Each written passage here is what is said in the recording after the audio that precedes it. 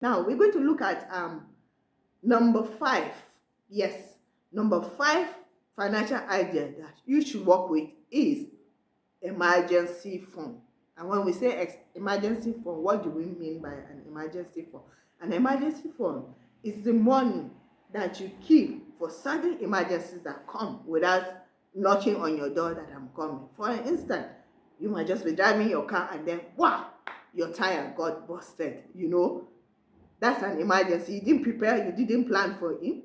Medical expenses are an emergency. Suddenly there's a need for you to go in for a surgery. You didn't plan, you didn't prepare for that. That's another emergency. A roof that is leaking or blown away. Fire disaster, God forbid. Yes, you say God forbid. Yes, even me too, I said God forbid. But we know that circumstances, we know that life does happen and you have to prepare. So an emergency fund is your 3 to 6 months living expenses money that you save for such occurrences. Okay, yes, your 3 to 6 months living expenses. That means that if your expenses is 100,000, 100 times 3 will be 300. If it's times 6, it will be 600. So you must have that amount of money saved somewhere, okay, or invested somewhere, all right, or put in a high yielding account in case such emergencies come. This amount of money will help you and will reduce your load. Okay, job loss can be an emergency because sometimes you don't know. Your company will just wake up and tell you that they've gone bankrupt, and then you lose your job.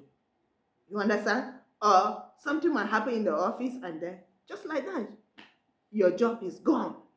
It's not something that you plan for, but you can prepare towards that.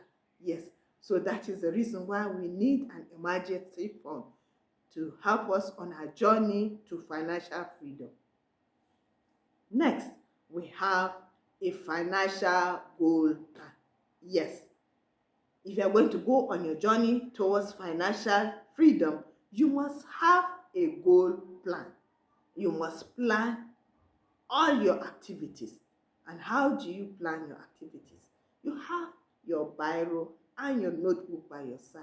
Okay, you tell yourself, I want to retire by the time I'm 50 years. That's if you want to retire early. I want to retire when I'm 60.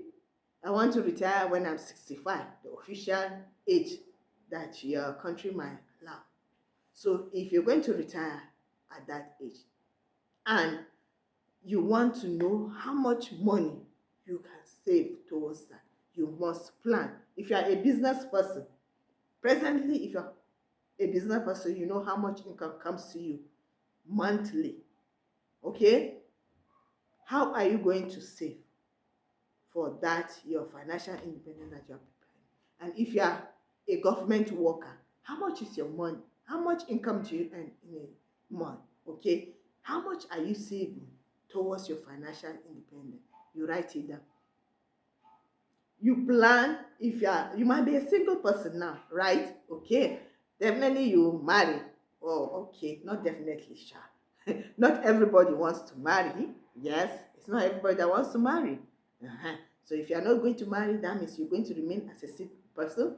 Your expenses might not be that high like somebody that is married or somebody that is going to marry. And then that person, after marriage, what next comes in? Children. And after children, what? You have to train, you have to feed them. Okay, so you must sit down and make a plan. All right, I want to marry you. I'm going to marry you. Okay, maybe in the next 2 years, I'm going to marry. Well, if I'm going to marry, definitely I'm going to need money to take care of the expenses that will come. Fine. So how much money am I going to spend for my wedding? Maybe the wedding is coming next. So if you're going to spend like 1 million, you must save towards that wedding. That's a plan. You must save towards your children, because if you marry, your wife gets pregnant, there will be hospital visitation. Definitely. So you need money for that. And when the baby is going to come, you need to pay money. So these are the plans that you must have. If you're going to buy a car, you will need to save. So you must save how much money you're going to have. If you're going to build a house or if you're going to buy a house, you need money, right? So you plan. These are the plans that you must have for different segments of your life. Your education, your family, yes, your risk management, insurance, yes. You must plan on how to protect. So these are the different segments of life that you must plan, you must write down. Right. Now we're going to look at the next one. And what is the next one? A retirement savings account. Yes. The fact that you are strong, the fact that you are agile, the fact that you are energy does not mean that you are going to remain like this for the next 20 to 30 years. Yes. If you are 20 years now, in the next 30 years, you'll be 50. And if you are 50 years, in the next 30 years, you are already 60. And if somebody is 60, that means you are already old. You might not be very old, but we know what a 60-year person can do. We know what a 30-year-old person. So you must prepare towards your old age. And the best thing you can do, and the best way to do that, is to start saving towards your old age by opening a retirement savings account, with a bank. Yes, so that you start saving your money for your old age. In old age, you are not going to depend on anybody, and nobody is going to look at you. And don't think that your children are going to be your retirement fund. No, your children are on their own, and this age, this generation Z that we have, they are on their own. Oh, they will not look at you in your old age. So you better plan for yourself so that you don't have to rely on them. Well, in your old age, if they decide to take care of you, fine. But then, if they don't, you have your own backup. You have your own savings. Now we're going to look at financial idea number 8. Yes, financial idea number 8, which is debt payment. Right, debt payment. You have to prepare. I mean, in this life, for you to say that you're going to be financially free without getting a loan, without getting a help from anybody, it will be difficult. Okay, that debt payment is when you have debts on your head. Students do need help. Some parents are not able to send their children to the higher institution. It's only the banks that can give them that money to pay their children's school fees, especially higher institution. Right. Or you as a person might decide to go for a loan from a bank. It's not a bad thing. Yes, because you are helping yourself, and it will even help you to get to your financial freedom faster than other people. Okay.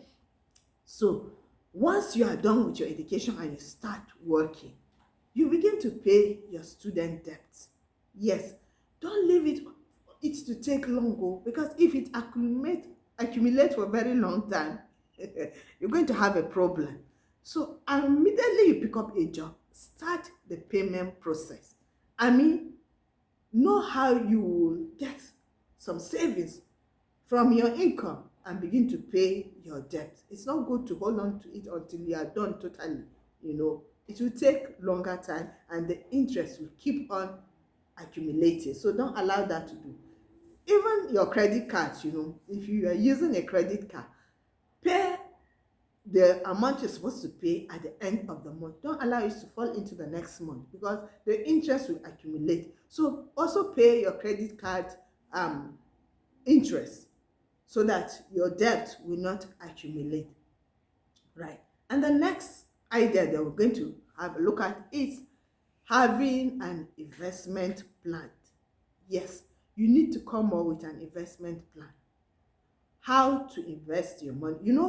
We said you must be saving your 20% of your income towards your old age. It's not that you will just save money and leave it in your savings account. No. That's not what we are talking about. You save and then invest. Okay, so save to invest your money. Right. And there are so many places that you can invest. You can invest in real estate. You can invest in the capital market. Yes, you can buy stocks, okay, or buy mutual fund, buy federal government bonds. Yes, these are all investment, platform that you can use in order to multiply your income, right? So even your emergency savings, you can save it in these small CDs that maybe will run for 3 months or run for 6 months. It doesn't have to be a year or 10 years or 5 years. No. Your emergency savings, you can have some certain percentage, maybe your 1 month emergency savings in just your savings account, all right? And then the other one, you can invest it in a high yielding account. Yes, so that at least you'll be getting small, small interest from that. Investment is very, very important because that is what will multiply your income for you.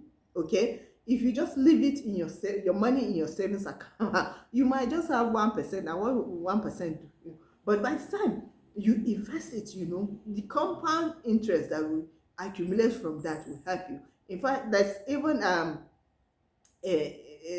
will I call it a system or policy or an adage that say when you invest every 7 years, your money double. So let's um imagine that you have 10 million and you invested that 10 million for the next 7 years. Okay, after 7 years, that 10 million will become 20 million. You see?